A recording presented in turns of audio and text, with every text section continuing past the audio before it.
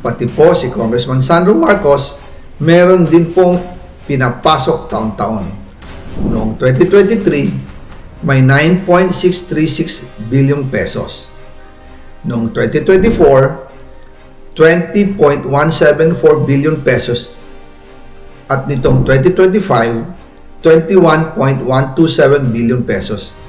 Lahat-lahat, ang kabuuan ay 50.938 billion pesos.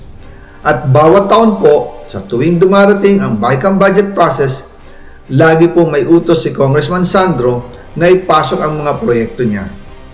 Nalaman ko na lang sa mga contractor na galit siya sa akin noong pinag-uusapan na ang 2025 GAA budget. Ang sabi daw niya, ipatatagal ako at magpa-file ng maraming kaso laban sa akin. Kasi kulang ng 8 billion pesos yung insertion na gusto niyang ipasok. Ang dahilan daw, may mga contractor na nakapag-advance na sa kanya at dahil hindi na ipasok ang buong halaga, kailangan daw niyang magsauli sa mga yon. Para malinaw sa taong bayan, ilalabas ko po sa video na ito ang listahan ng mga proyekto na kasama sa mga insertions ni Congressman Sandro.